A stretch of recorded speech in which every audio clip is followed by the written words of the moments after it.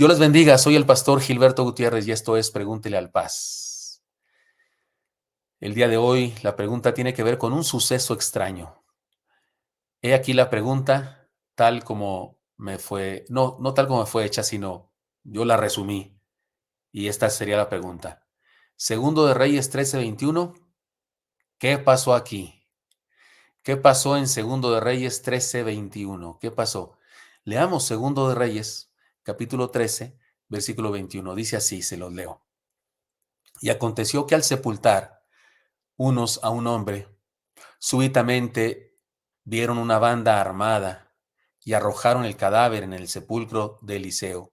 Y cuando llegó a tocar el muerto los huesos de Eliseo, revivió y se levantó sobre sus pies. Esto está en Segundo de Reyes 13:21. ¿Qué pasó aquí? Esta es la cosa. ¿Qué pasó aquí? ¿Qué sucede aquí? Saben que es una interesante pregunta que me hicieron la semana pasada y me pareció importante responderla de inmediato y no ponerla en las preguntas atrasadas, porque creo que la respuesta a esta pregunta hace una gran diferencia en el mundo evangélico. Hay en el día de hoy algunos falsos profetas que dicen haber recibido su inspiración o su poder a través de los huesos de alguien.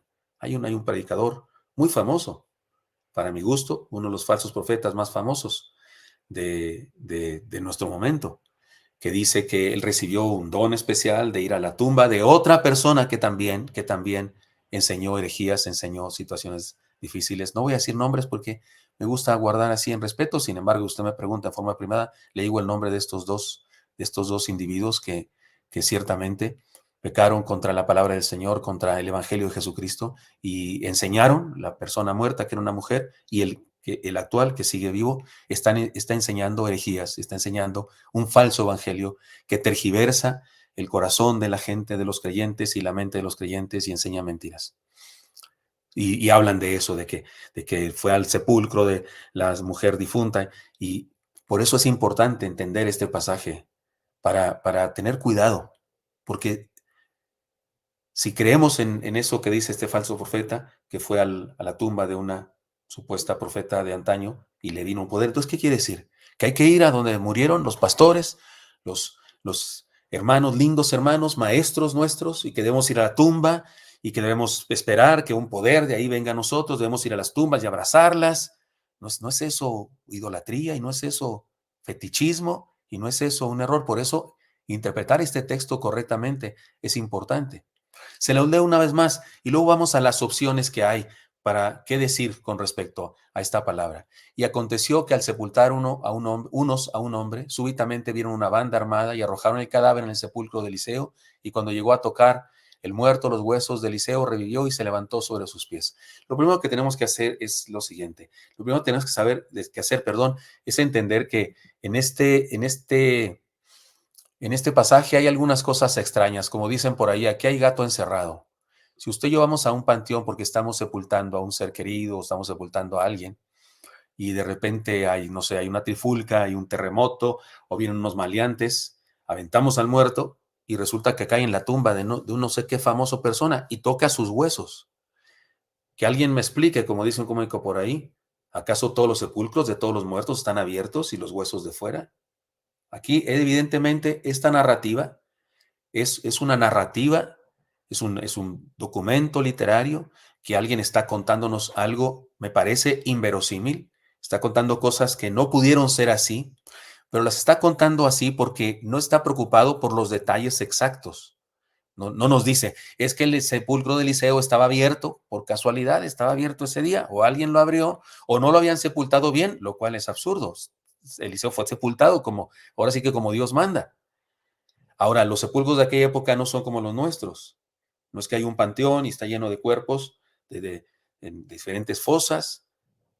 Aún si fuera así, ¿cómo puede estar una fosa de Eliseo que murió hace tiempo abierta? En aquella época era diferente, no había cementerios, sino que había lugares especiales de la familia y eran regularmente cuevas.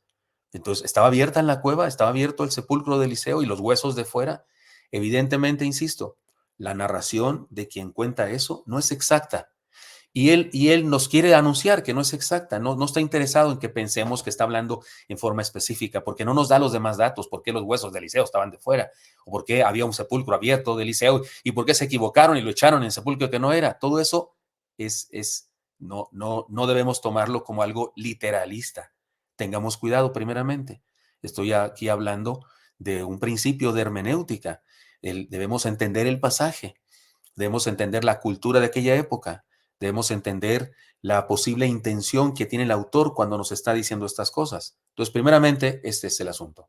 El pasaje nos da razones para decir, esto no pudo haber sucedido así. Es una narrativa de alguien que nos quiere enseñar algo, nos quiere contar algo. ¿Cuáles son las posibilidades de lo que nos quiere contar? Yo tengo estas posibles interpretaciones. Tengo una que es la que considero correcta, pero déjenme decirles algunas interpretaciones. Un milagro soberano de Dios. Punto. Dios quiso hacer un milagro maravilloso. Él es Dios. Y usted y yo no somos nadie para impedirle y decir que Dios no puede hacer cosas. Que Dios pudo hacer que un hombre resucitara porque cayó cerca o encima de los huesos de un profeta. A Dios, ¿quién soy yo para decirle que no lo puede hacer? Por supuesto que Dios puede hacer eso y puede hacer más. Dios puede, si le da la gana, resucitar a todos los muertos que ha habido en la humanidad y resucitarlos a todos para que estén ahorita otra vez Dios con nosotros. ¿Que Dios puede hacer eso? Por supuesto. Se lo digo así para que cuando yo diga mi interpretación o la idea que tengo respecto a este pasaje, usted no me juzgue de que yo no creo en los milagros. Por supuesto que creo en los milagros. Por supuesto. Así es que este pudo haber sido un milagro soberano. Dios quiso demostrar su poder. Dios quería que aquel hombre siguiera vivo. Dios quería que siguiera vivo, no que no se muriera. Y quería que también Dios quería que la trayectoria del profeta siguiera bendiciendo. O sea, quería decirles, miren, lo que dijo mi profeta, las palabras que él predicó, el poder que demostró de parte mía cuando les predicaba, sigue vigente. Dios quería que la trayectoria de Eliseo siguiera bendiciendo al pueblo. Tal vez esta es la razón. Tal vez fue sencillamente un milagro que aconteció. Lo que, lo que a mí me sigue dando lata en la mente es que hacía el sepulcro de Eliseo abierto y qué hacían los huesos de Eliseo arriba o ahí visibles para que esto cayera sobre sus huesos. Y usted me dice, no, solo se cayó en el sepulcro ahí encima, pero metafóricamente se dice que porque ahí adentro estaban los huesos exactamente. Vamos bien. Entonces quiere decir que no podemos interpretar esto en una forma literalista, sino que tenemos que entenderlo como seguramente el escritor de esto no lo quería decir. Quería darnos una enseñanza fundamental, más allá de los pormenores del incidente. Segunda posible interpretación, una circunstancia natural. ¿Saben de dónde viene? O es uno de los posibles orígenes de la frase, ¿lo salvó la campana? ¿O salvado por la campana? Algunas personas piensan que se trata del box, porque se toca una campana, ¿no? Y que resulta que un knockout, si a alguien lo tiran, después de contarle 10, bueno, ahora aunque se acabe la campana, pero antaño, si tocaba la campana, ya se acabó, ya no hay conteo, ya no lo noqueaste, porque lo salvó la campana. O le están dando una guarapeta a uno y ya lo traen, ya lo andan matando y toca la campana y lo salvó la campana. Pero no, parece que esta tradición, esta frase de la salvó la campana, es porque antaño, cuando la ciencia médica, la ciencia de la biología humana era diferente, pues muy a menudo se sepultaba a personas vivas, porque el chequeo de los signos vitales y eso se hacía diferente que en nuestra época y de repente la persona estaba viva, pero con un nivel muy bajo de sus funciones vitales y se le consideraba que estaba muerto y se sepultaron a muchas personas. Es famoso, ¿no? Un actor, Pardavé, me parece, un actor mexicano, que cuando fueron porque algo se había olvidado en su saco, algún documento, algo así, cuando abrieron el sepulcro, exhumaron, se supieron que había muerto por asfixia dentro del sepulcro. Qué terrible, ¿no? Porque lo sepultaron en el sepulcro, despierta, no resucitó, despertó porque no estaba muerto, de su desmayo o de su estado cataléptico o lo que sea, y entonces ahora sí se muere. Tenía sus uñas acá o algo así. Eso fue terrible, ¿para qué lo contamos? Pero eso pasaba muy a menudo. De hecho, en la época del Señor Jesucristo, todavía en el primer siglo y mucho antes también, entre los judíos, no se sepultaba a los muertos de inmediato, porque se suponía que el alma del difunto, por esos fenómenos de que algunas veces hubo muchas ocasiones en aquella época, en aquellas épocas, en la que estaban en un funeral y de repente el muerto se levantaba. Y de acuerdo a la religiosidad de cada quien, decían, resucitó por el poder de Zeus o por el poder de este, según la religión de cada quien, eso sucedía a menudo y la gente lo interpretaba mágicamente o religiosamente. Y se decía que el alma del difunto andaba rondando por el cuerpo todavía hasta 4 días. Algunas culturas decían hasta 3 días, algunas culturas decían hasta 7 días, y entonces le daban chance al espíritu o el alma, para que si iba a regresar, regresara antes de sepultar al muerto. Y por esa razón se tenía así. Así es que este incidente pudo haber sido una circunstancia natural. En aquella época sucedían fenómenos que se confundían con la resurrección. No era resurrección, era sencillamente que no estaba muerto, como dice, perdón, no voy a decir la canción para no faltar respeto a nadie, no estaba muerto, sencillamente había estado en un estado que parecía muerto, pero no lo estaba. Por las condiciones de la ciencia médica de aquella época no se podía reconocer la diferencia. Y sucedían así cosas. Así que tal vez se trató de una interpretación de la gente que de alguna manera honraba al profeta. Tal vez fue la gente que decía, resucitó por el poder del profeta. Otra vez insisto, si usted me dice, no, pero ahí dice que cayó sobre los huesos, ¿y qué hacía un sepulcro y el sepulcro del Eliseo abierto? No encontramos razón para eso. En este caso fue una historia del pueblo que de cualquier manera fue bendición, porque honra a Dios por medio de la trayectoria de un profeta. Si fue así, como digo yo, una circunstancia, sencillamente una circunstancia que aconteció, entonces estamos ante una circunstancia que de cualquier manera trajo gloria a Dios, porque la gente entendió el profeta de Dios, era un tremendo profeta de Dios, y el poder de Dios se manifestó con él, incluso se dice ahí, ¿verdad? Incluso cuando ya había muerto. Y eso, digamos que sí, trajo gloria a Dios. Muy bien, hay una tercera posibilidad, una historia legendaria de enseñanza. Una historia legendaria de enseñanza. Es poco probable que se pueda tropezar con el sepulcro y caer sobre los huesos de un difunto, de la misma manera que en nuestra época sucedía en aquella época, así que puede trasladarse a otra época. Vamos a leer el pasaje que hemos leído, se trata de Segundo de Reyes 13:21, pero vamos a leer poquito antes. Dice, voy a leer del versículo 19. Entonces el varón de Dios, enojado contra él, le dijo, al dar 5 o 6 golpes hubieras derrotado a Siria hasta no quedar ninguno. Bueno, perdón, voy a leer desde antes, mucho antes. Voy a leer el versículo 14 de Segundo de Reyes 13, ¿de acuerdo? Porque creo que esto es importante.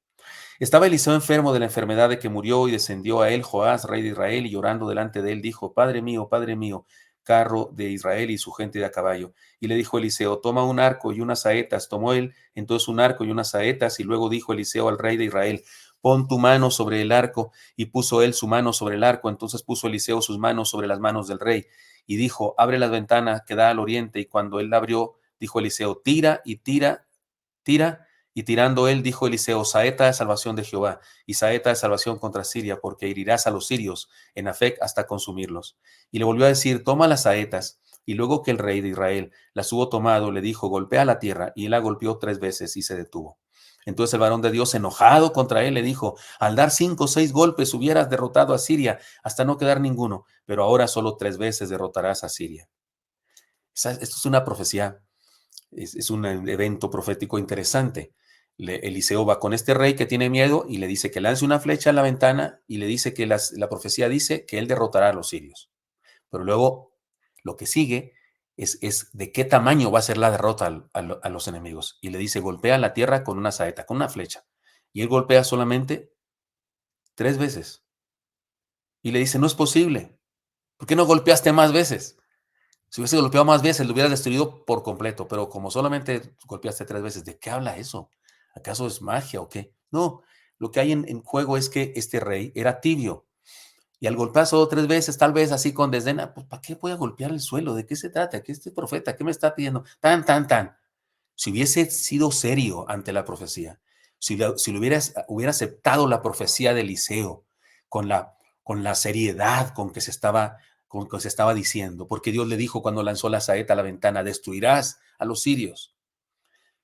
Y si se hubiera emocionado por esa profecía, y cuando dice Eliseo, golpea la tierra, ¡zas, zas, zas, zas!, hubiera golpeado muchas veces, manifestando su pasión por cumplir la profecía. se hubiera cumplido una profecía tremenda, pero no se hizo. Creo que aquí hay un mensaje que tiene que ver con nosotros y la pasión con la que tomamos la palabra del Señor. Este es el contexto de este incidente de Eliseo y sus huesos. Sigue diciendo, y murió Eliseo y lo sepultaron. Entrando el año, vinieron bandas armadas de los moabitas a la tierra. O sea, ¿cuánto hace que Eliseo está sepultado, no? Y aconteció que al sepultar unos a un hombre súbitamente vieron una banda armada y arrojaron el cadáver en el sepulcro de Eliseo, y cuando llegó a tocar el muerto de los huesos de Eliseo, revivió y se levantó sobre sus pies. Y sigue hablando. Es en este contexto, en el contexto de un pueblo desobediente, en el contexto de un pueblo que no valora la palabra de Dios, que sucede un milagro o sucede un evento que tiene que ver con ese profeta que profetizó, que hay que ponerle pasión al escuchar la palabra del Señor. Y bueno, insisto, después de este contexto, en mi interpretación, tal vez se trata de una historia legendaria de enseñanza. Insisto que es poco probable que se pueda tropezar con un sepulcro y caer sobre los huesos de un difunto de la misma manera. En nuestra época, como en aquella época, era bastante poco probable. Así es que una interpretación de la gente, esta interpretación del pasaje y lo que dice, tal vez se trata de lo siguiente. Tal vez la enseñanza detrás de todo esto es esta. La palabra de Dios es poderosa. Aun cuando mueren los hombres que la proclamaron, sigue bendiciendo a la gente. No podemos decir, ustedes y yo, porque otros pasajes de toda la Biblia nos lo dicen, no podemos decir usted y yo que un muerto puede venir a hacer milagros. Eso no lo podemos corroborar en la Biblia. Si usted interpreta que Eliseo manifestó su poder, usted está diciendo una herejía, porque toda la Biblia, de principio a fin, nos enseña que una vez muerto es el juicio y no pueden venir de allá para acá ni de aquí para allá. Eso debe quedarnos claro. Así es que no puede significar este pasaje que Eliseo andaba por ahí en sus huesos y que hizo un milagro. No puede significar eso. Así es que la enseñanza que hay detrás de esto es que la palabra de Dios es poderosa. Aun cuando mueren los hombres que la proclamaron, siguen bendiciendo a la gente esa palabra de Dios. Si este hombre resucitó, si esa persona que se cayó ahí resucitó, entonces la resucitó Dios. O tal vez, como dije antes, o tal vez era uno de esos incidentes en que una persona no ha muerto y que recobra el aliento y que la gente de aquella época interpretaba eso como resurrección. Pero no es importante, ¿eh? Es indistinto. Yo sí puedo creer que estaba muerto, bien, muerto y petateado, y que Dios lo resucitó. ¿Y cuál es el problema si Dios es todopoderoso? Pero fue Dios quien lo resucitó, no Eliseo, no los huesos de Eliseo. Si usted me dice que en los huesos de los muertos hay poder, que en las personas que se mueren hay poder, no creo que estemos de acuerdo con lo que enseña toda la Biblia. Aun cuando mueren los hombres que la proclamaron, la palabra de Dios sigue bendiciendo a la gente. La muerte no es lo que los seres humanos interpretamos, porque la muerte es vida. Hay vida en Dios y la vida viene de Dios, no de los muertos, ni de los santos hombres de Dios. La vida siempre ha venido de Dios. No son los muertos ni los santos hombres de Dios que tienen poder, ni fuerza, ni vida. Y creo que otra enseñanza es que siempre hay esperanza mientras exista un Dios y su obra. Ahora, el hecho de que este pasaje esté incrustado, este incidente, un versiculito curioso, eh, eh, ¿cómo se dice? Extraño, esté incrustado en el contexto, nos dice a gritos que debe ser interpretado a la luz del contexto, no como versículo aparte, porque un texto sin su contexto puede llegar a ser un pretexto para que enseñemos una mentira. Este incidente tiene relación con el rey, que fue tibio al aceptar la palabra de Dios. Y aquí hay un mensaje de esperanza, que la gente que describió este suceso, la gente que le contó al escritor sagrado el suceso y que estábamos ahí y venía una banda armada y resulta que ya no podemos seguir con el sepelio y entonces aventamos al muerto nomás ahí y tocó. Toda esa narrativa es una narrativa construida para enseñarnos algo, para enseñarnos que la voz profética sigue viva, que lo que dijo Eliseo, van a vencer a los sirios. No los iban a vencer a tal grado de que desaparecieran, como hubiese sido el plan original de Dios tal vez, porque el rey fue tibio, pero de todas maneras los iban a vencer. Y entonces es una palabra de esperanza, aquella resurrección o aquel despertamiento o lo que haya sido, si quiere, resurrección de aquel hombre, tenía un mensaje. Y esto es lo importante del texto, el mensaje que tenía para la gente, que la palabra de Dios es poderosa, que aun cuando mueren los hombres que la proclamaron, sigue siendo vigente la palabra, aunque el proclamador se haya muerto, y que la muerte no es lo que los seres humanos interpretan, sino que Dios es un Dios que da vida y que siempre hay esperanza mientras exista Dios y su obra. Digamos que aquel hombre que se cae y despierta resucitado era un símbolo, ¿no?, de ese pueblo, porque son seres humanos, una familia, un pueblo sepultando a alguien, tristes, llorando, en duelo, y de repente la tragedia de que las bandas vienen a atacarlos se convierte en bendición porque aquel hombre resucita. Y tal vez era Dios dándoles un mensaje. A pesar de los ataques, a pesar de la mortandad, yo les daré vida. Y prefiero quedarme con la enseñanza. Prefiero quedarme con la enseñanza y entender que esa es la enseñanza. ¿Qué decir una herejía como el hecho de que los huesos de los muertos tienen poder? Eso no lo podemos decir. Eso no es el meollo de este pasaje. Esa no es la enseñanza de este pasaje. Cualquier falso profeta que me dice que fue a la tumba de no sé qué falsa profetisa y que desde ahí recibió la unción de no sé qué, es un hereje y se la va a ver con Dios un día.